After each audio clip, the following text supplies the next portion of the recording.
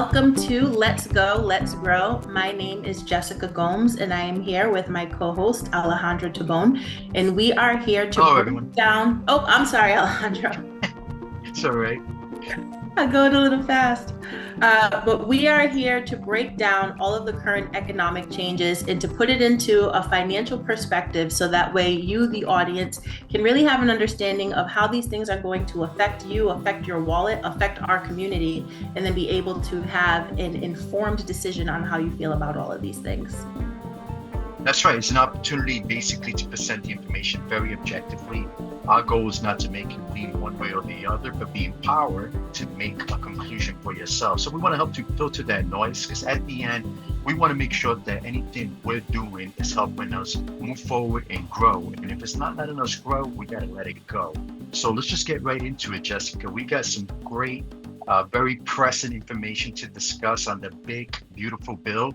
I would just say, from an objective perspective, being more of a moderate centrist, let's just take the word beautiful out of it. Because some people take it literal and some people take it sarcastically. Let's just talk about this big bill. I've been combing through it for a while. I got to say, it is a little overwhelming, but a lot of these things just seem like common sense. And I think you're going to be very instrumental and excellent in helping people break it down. I'll add some commentary, play devil's advocate, but the end goal again is to empower everyone. So let's go, let's grow. Yeah, definitely. And I just want to point out to the audience that I know that there are a lot of things that people are saying in the media about what they believe is in the bill or what it is that they've heard in the bill.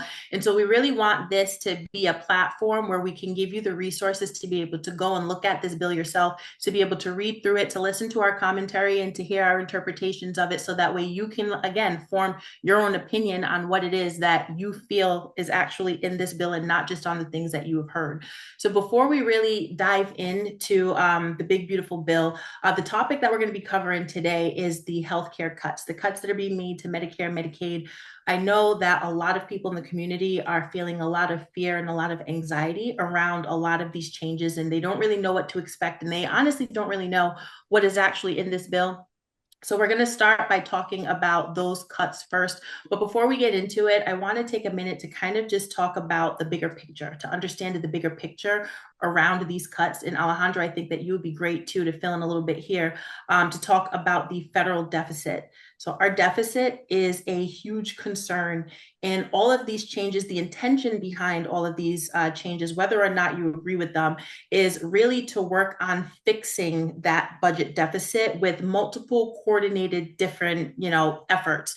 There's no one strategy that anyone in the government can take that is going to just fix the deficit. There are some things that are being done to increase revenue, which we'll talk about in future episodes. And then there are other things that are being done to reduce spending. And the idea is when you put all of these things together, that it'll help us to actually work on that budget deficit. So no single action is going to fix the deficit. Everything is a part of the larger plan.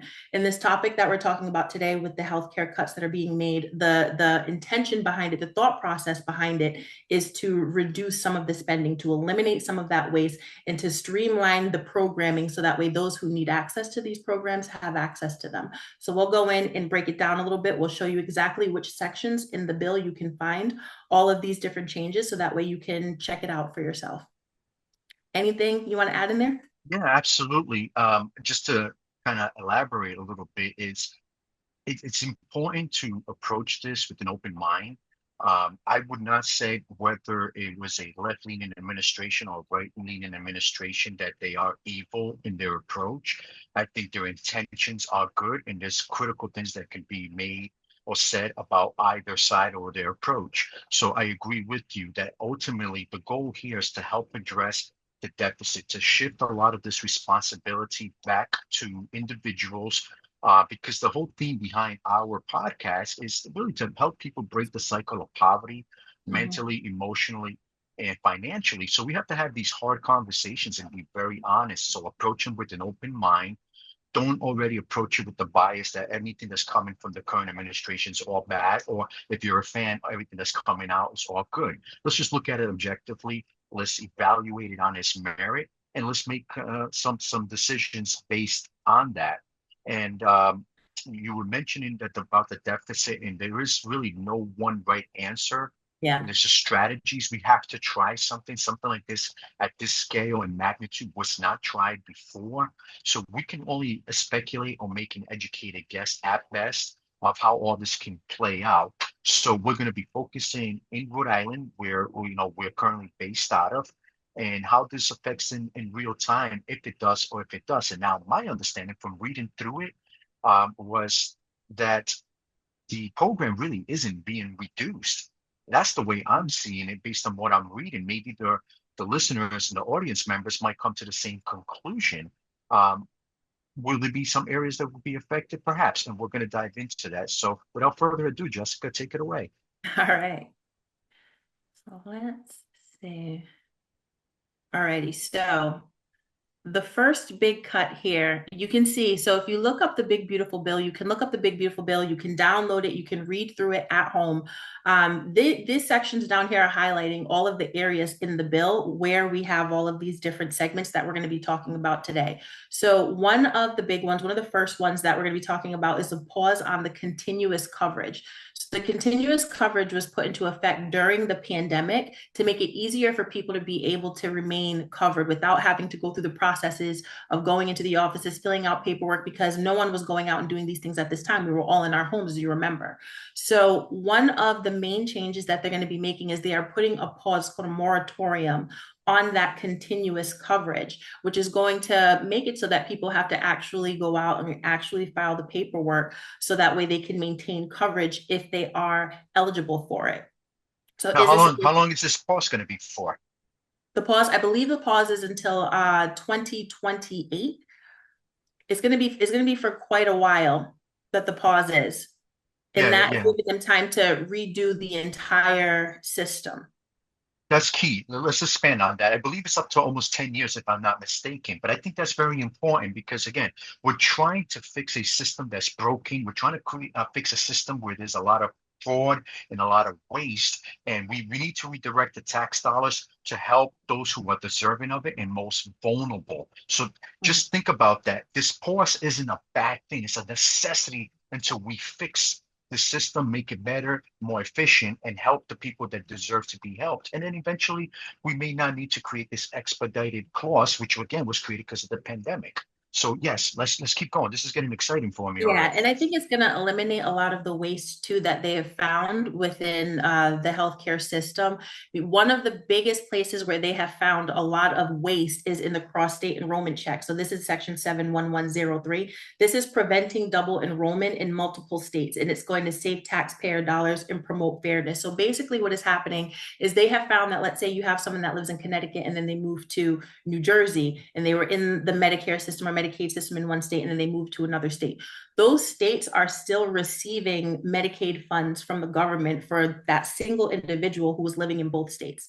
So both of those states are going to be receiving these funds. So that's one of the things that they're trying to really cut down on when you talk about these cuts, and we're making cuts to all of these people. A lot of those cuts are being made for people who have moved into different states. So they're going to be putting together a process that is going to be tracking people, that is going to make it mandatory for states to track who is living in this state and to update their addresses to make sure that they're not actually receiving the funds in multiple states. And it's not the individual that's receiving the funds. I want to make that clear. It's not like an individual is receiving all of these funds.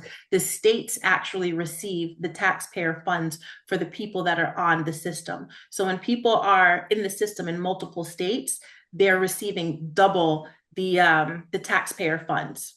I think it's great that you added clarity to that. Let's just recap Medicare and Medicaid because people use them interchangeably. Medicare is the health coverage provided to individuals 65 and older and some that are younger with specific conditions and disabilities. Medicaid, however, is a joint program between the state and the federal government. So this is why Jessica is making this clear distinction that the funds don't go directly to the recipients. It goes through the state. Now, this wasn't really an issue in the past.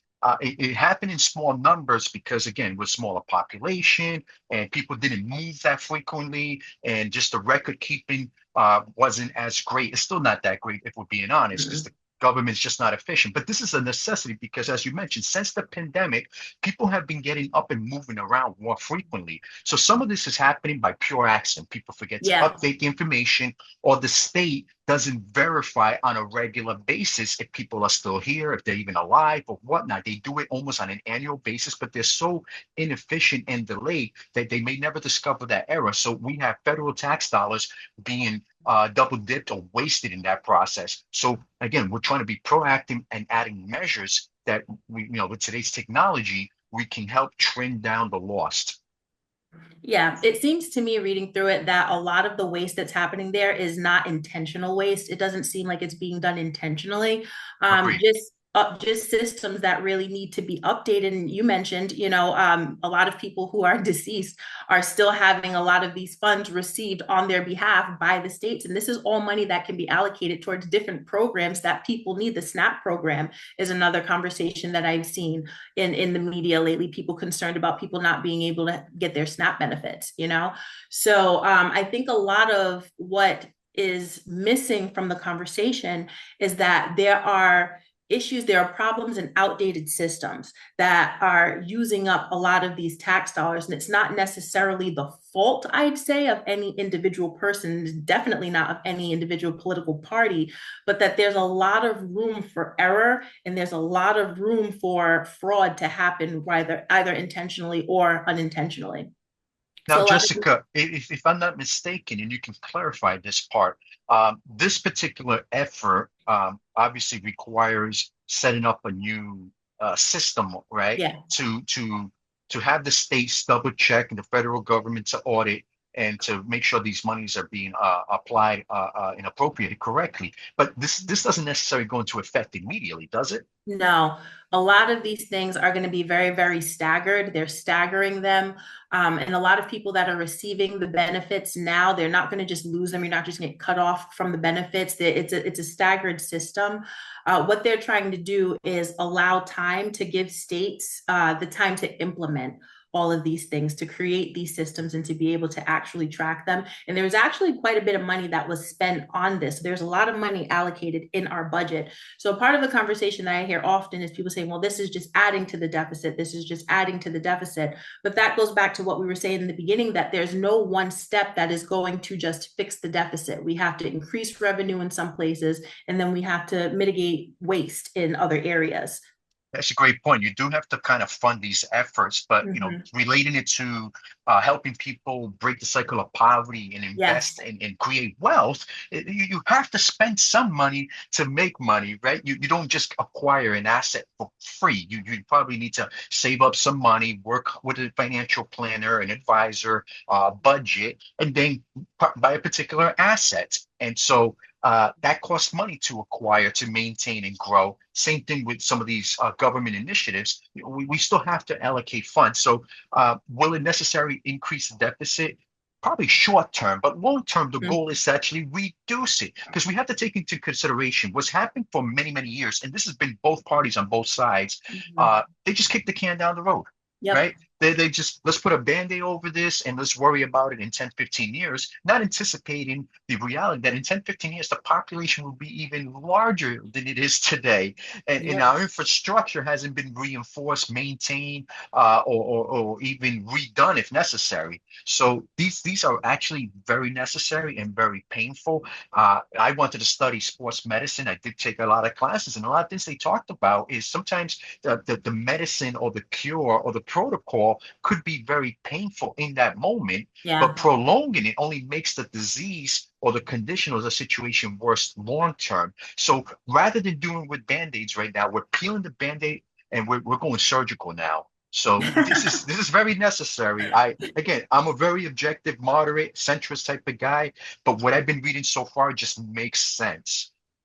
Yeah, it makes sense. And definitely, I mean, I don't want any of our viewers to ever feel like we lack compassion or that we don't care about the people that any of these things are going to affect. That's not our intentions at all. Our intention is actually out of compassion to make sure that people Amen. can actually understand what these things are and then to understand what resources that we have in this state as a community to help as people shift from being reliant on a lot of these government programs into self-sufficiency, you know? So we, Agreed, we, we agreed. want to highlight what those resources are, how you're going to be affected. We are not ignoring the fact at all that a lot of people are going to be affected by these by having to do the initial paperwork. I mean, I understand what it is like. I am a single mother. My life has not been easy whatsoever. And I understand the frustrations of having to fill out paperwork and having to make sure that you have all of these requirements. I understand it is difficult. But if we understand that these are the things that are going to be necessary for people who actually qualify for these programs to stay on these programs and to get the help that they need, then it's important to understand where it is that you need to go. It's important to understand what it is that they're going to ask you for to make sure that you have it and to have the resources to help you put these things together and present them if that is what's necessary for your family. I So that. appreciate you. I appreciate you adding that, and I Thank didn't you. mean to cut you off. I think it's important that you mentioned that we're operating from a place of compassion. You gave a little bit of background of being a single mom raising your child. The line of work that we do, paperwork is just part of it. I always said that Yeah.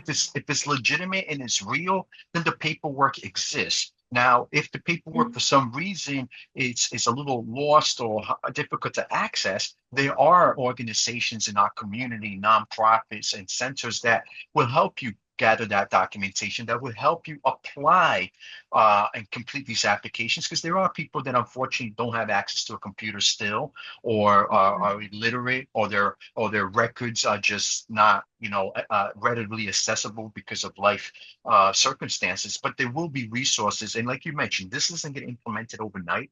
This is going to be staggered, so people have time to start preparing. We want to be just as proactive and help. So we cover sections 71103 or 71104 Yep. and 71105, which is just making sure that individuals that are no longer with us in this world are still being counted towards the system. Is that accurate? Yes, yes, yes. And one of the other big things about this bill is that they want to hold states accountable. So, we talk about our federal deficit quite often, but we also have a state deficit here. And we have to hold our leaders accountable for that. And there is a lot of misappropriated funds that come from the federal government with regards to these programs that really just are not being handled properly. So this is going to make sure that new systems are implemented. It's going to actually penalize states if they're making improper payments, and that is incentive for the states to do it right. So I like I that. yeah, I definitely think that this is just my opinion, but in my opinion, I think that this is moving us into the right direction of holding our state accountable at a federal level, and I think that us as a community also need to hold our state leaders accountable for the way that they are running this state. You know what? That's a very important point, and like you said, that was your opinion. But I'll tell you, attending multiple conferences, leadership development, sitting in with executive directors, CEOs, talking about how they scale their businesses. That's a metric that they use. They create accountability within the hierarchy of their business structure, where certain expectations are laid out with deadlines and goals and budgets, etc., and they evaluate it. And there are merits that are rewarded, or consequences that are punished as a result. And I think the state is no different. We have to remember that our state is a for-profit enterprise. As the revenue comes Yes. in the form of taxes, and then we have all these services that we need to cover and provide, and we can't spend more than we bring in and say the solution is just to raise taxes and issue more bonds and make that the next generation, our grandchildren's problem.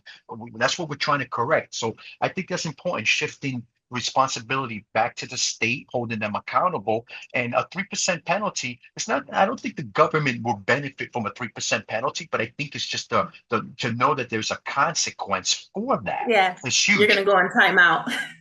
Exactly. So let me add some interesting facts here, if I may. Maybe I'm getting ahead of myself, but our state population is a little over 1.1 million. In 1900, our population in the state of Rhode Island was only 400,000. We didn't double that population until about the 1950s. And then we were steadily growing, and then we lost a lot of our population. In the 90s, we were way below. We were like at 800 again, where we were in the 50s. And then we got back into the million in the early 2000s, but we haven't really broken from that because of so many dynamics of people leaving, coming, and and the turnover and whatnot. But right now we're 1.1 million, give or take. Most of our growth came since the pandemic in 2020, mainly from out of state because our cost of living was more attractive compared to other places, particularly our neighbors like Massachusetts. Now, our in our state, the number of people receiving Medicaid is 300,000 people. So it's about 27% of our population. Yet this makes up one of our largest expenses on our state budget. 300,000 people on the Medicaid system are, you know, requiring a good chunk of our state budget. So when they Mhm. say that these cuts or these changes or these policies that will be implemented might kick off somewhere between 8 to 15,000 people off Medicaid, maybe because they don't have the proper documentation, maybe because they're able to work or can't fulfill some of these requirements, which you're going to dive into. We're Yeah. talking about only 5% of the people currently receiving Medicaid. So that means the other 95% of the people who are currently in Medicaid in our state have nothing to worry about. Have Mhm. nothing to worry about. So when we take away the fear mongering that Yeah. the common news sources are putting out there and just look at this objectively, we realize, wait, 95% of our people are still going to be on Medicaid? Absolutely. Absolutely. So yes, this is important that we hold our state accountable.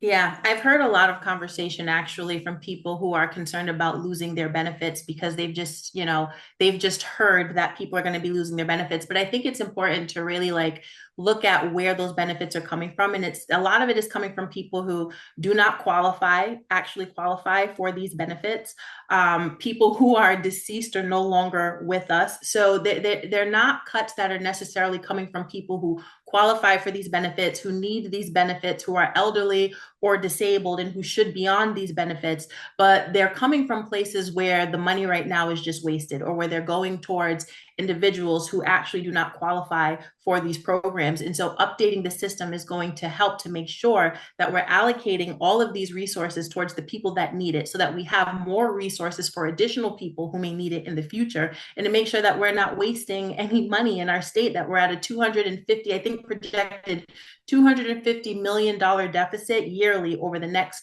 5 years. So is it That's going to be a huge. bit more difficult? It's huge.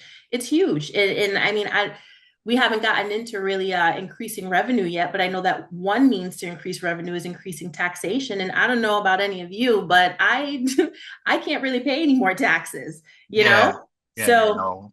it would make What much more sense to kind of reallocate money appropriately and make sure that we're not wasting.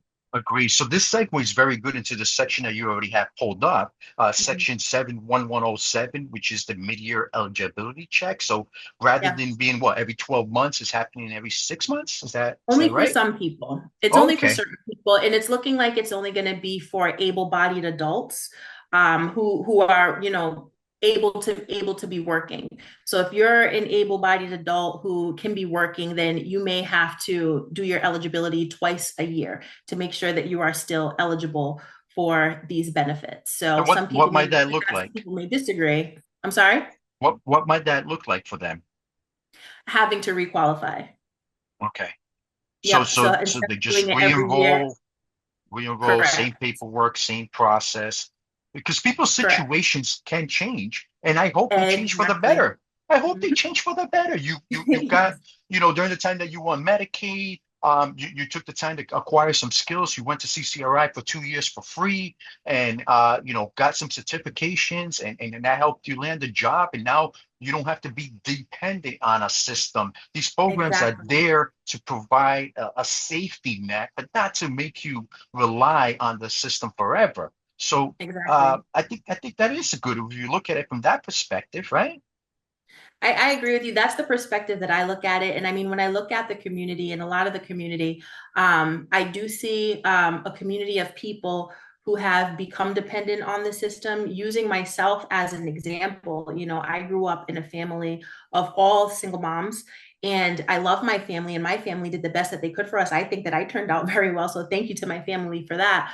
But my point is that that was all I ever saw, and it's all that I ever knew. It was just a lifestyle that, I thought was normal for everyone. I thought everyone just grew up and was on the system. And it wasn't until I became older and I started learning on my own that there are actually different ways that you can live life, and you don't have to just live your life like on the system.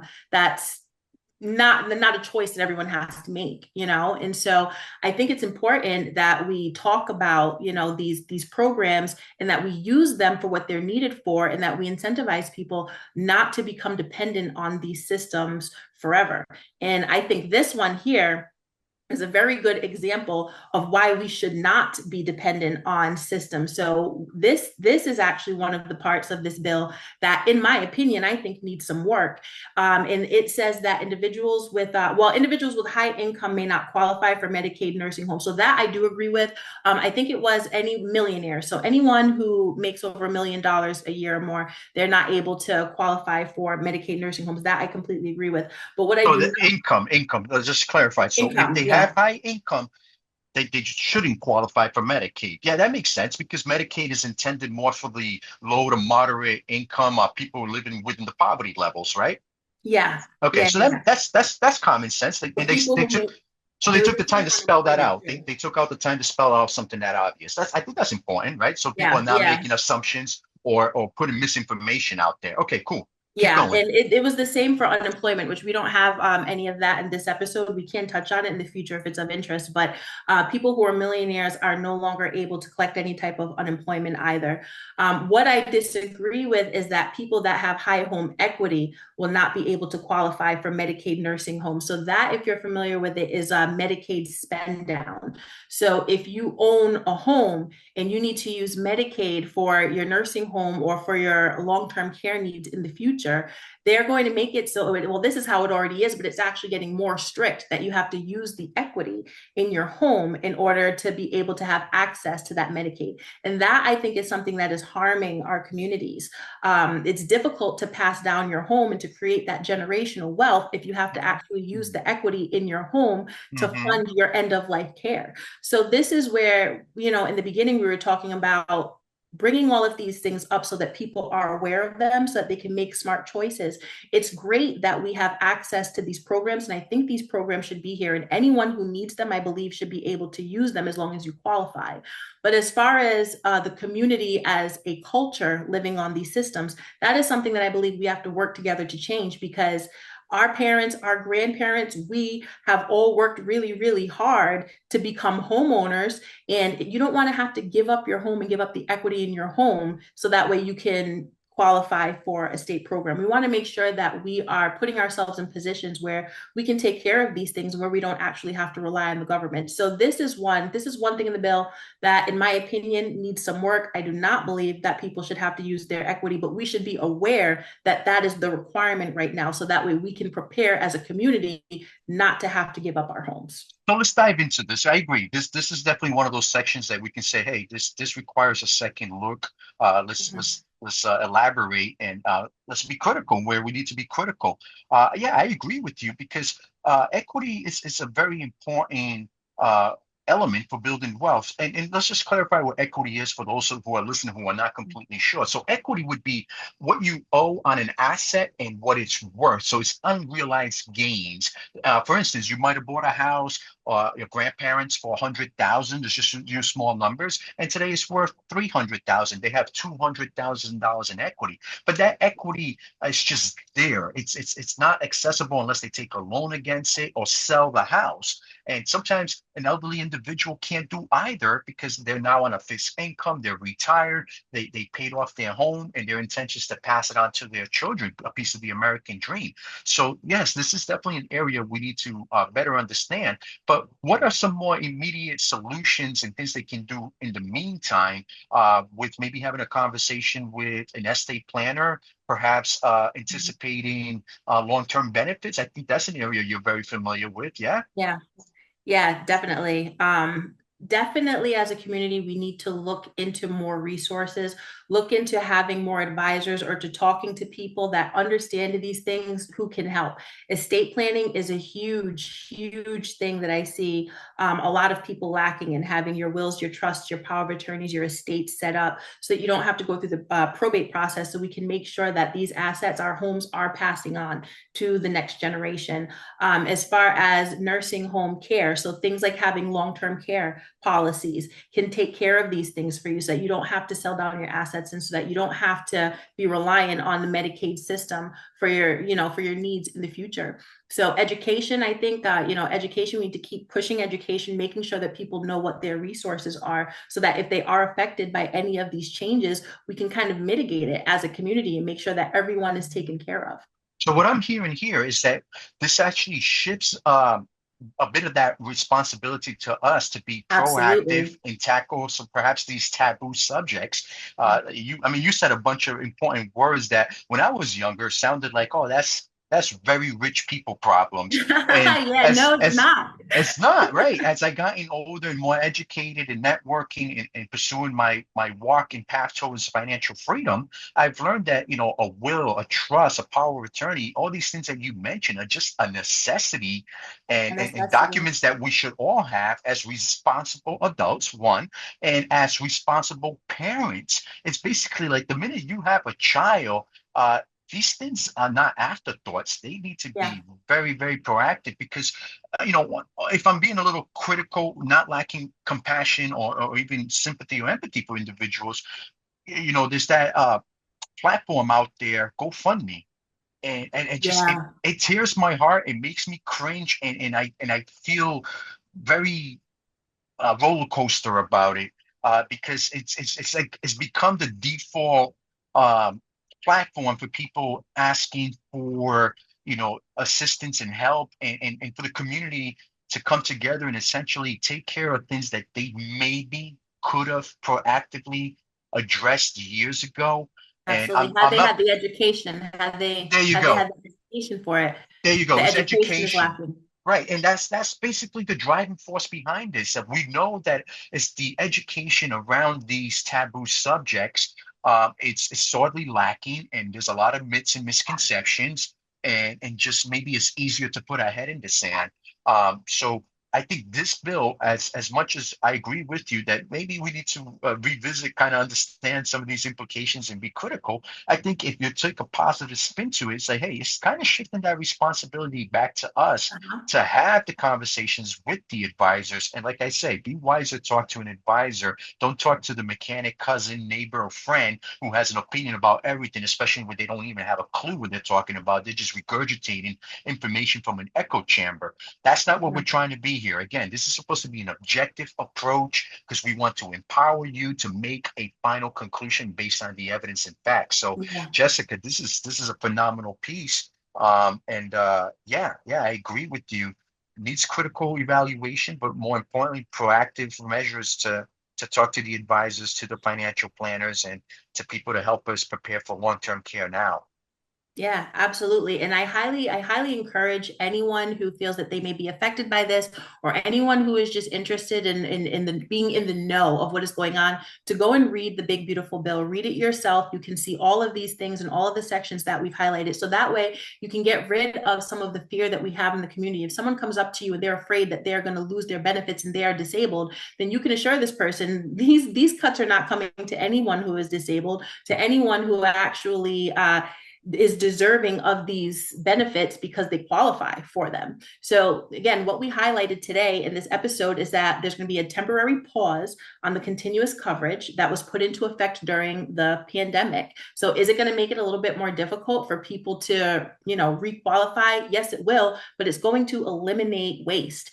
We're going to set up new systems for that cross state enrollment check. So that way, multiple states are not receiving these benefits for the same person who has moved. We're going to have quarterly cleanups to make sure that we're getting rid of anyone who is deceased, that is no longer living, who is still receiving any of these benefits. So that way those benefits can be added towards programs for those who are still living. We're going to be holding our states accountable. We're going to be penalizing them if they are not taking accountability for any errors that they're making. They're doing mid-year eligibility checks for people who are able-bodied adults that are receiving these benefits, with the hope and the thought process that these people are going to be working to better themselves, to constantly be increasing their income to hopefully get them to self-sufficiency one day. And then lastly, the home equity considerations in the long-term care. Again, this is one that, in my opinion, needs a bit more work on, but it's something that people should know about and that they should be aware of so that they can prepare that this doesn't happen to them in the future. Wow, that's huge. And there's still more to cover. Are we running low on time to end this episode? I think we're getting to the end of it. So before we get to the end, I just wanted to highlight some resources that we have in our state for people who may be affected by this. Also, I want to highlight that it does say in the bill, if people are cut off from their benefits and it is an error that was made by the state or by the federal government, that those people's benefits will be put back into place and they will be retroactive so that you are covered for the entire time that you may have been cut off due to error. Error exists everywhere in life, and that can happen. So I wanted to highlight some of these resources. So these are resources Excellent. for, yeah, resources for Medicaid and for CHIP. So CHIP is like the Medicaid for minors, basically. So this is our Health Source Rhode Island Navigator program that you can go here. They will help you with unbiased one-on-one help from certified navigators for application counselors to apply or renew Medicaid and CHIP applications or to purchase insurance. So make sure that you are staying on top of your deadlines. It's going to be much stricter now. So make sure that you know when your deadlines are, what paperwork it is that you have to fill out, when it needs to be turned in. And if you need help, please reach out to Health Source RI. They're here to help you. Also, here's a list of a bunch of community action agencies that can help you. They'll assist you with forms, eligibility, budget counseling, housing, tons of resources for all different areas of the state. So if you see your city up here and you think that you may be someone who is affected by this, please take this number so that way you can use the resources that are here for you, that are being provided to help us get through all of these changes. We don't have to just sit around and let these things happen to us. We can be proactive and use the resources that are there for us to make sure that we're getting the benefits that we deserve and to make sure that we're moving our families into the direction of growth. And then here are the Executive Office of Health and Human Services. So another website for you, more help for different types of benefits, food, cash assistance. Please use these resources. They are there for you. We are not here advocating for anyone to go without. All that we are advocating for is accountability and to make sure that you are aware of what is happening and that you are aware of the resources that are there to help you get through this, what could be a difficult time for some people. Wow, this is great to know that, the resources are there. I'm sure some people are aware of them, but this is a lot of them that maybe they're not aware of. And to know that there is recourse, like you mentioned, if there's an error in the process, because no system is perfect, that people do have recourse. Again, to recap, that we're talking about adults who are able between ages 19 and 55, who don't have dependents, who don't have disabilities, that are able to work.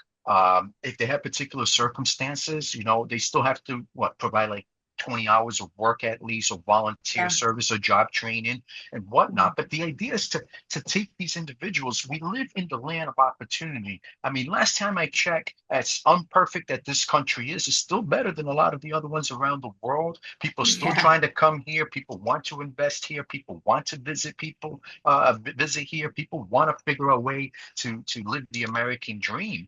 And so, our country's been built on that, but we have to remain responsible households. We have to remain a responsible country where we are creating accountability and empowering people to achieve the American dream.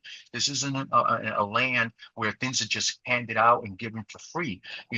for those who are very spiritual and have a good faith, there's a great proverb in the Christian religion where they talk about, if we give a man a fish, we feed him for a day, but if we're teaching him to fish, we fed him for a lifetime.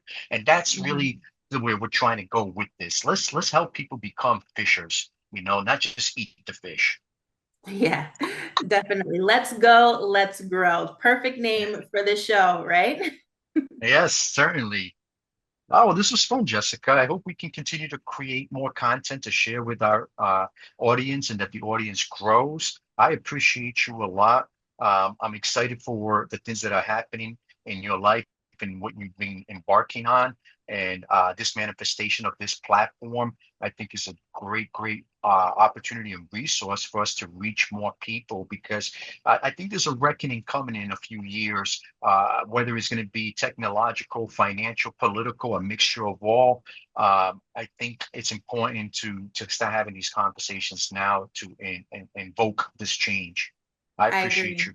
I agree. I appreciate you as well. I appreciate you being here and, taking the time to present this information to the community with me. And as a community, I'm speaking to everyone, as all of the viewers right now, like as a community, I think it is very important that during these difficult times, regardless of where it is that we stand, that we all stand together to make sure that everyone is informed, to look at things from a place that is void of emotion, but just look at the facts. And so that we can come up with solutions together as a community of how are we going to get through these things. So I look forward to bringing many more topics. We definitely are going to hit on some more things that are in the big beautiful bill that a lot of people are talking about, that a lot of people are afraid about, and break it down, provide some resources, and figure out how it is that we're going to continue to grow as a community together. All right, so till next episode, let's go. Let's grow. All right.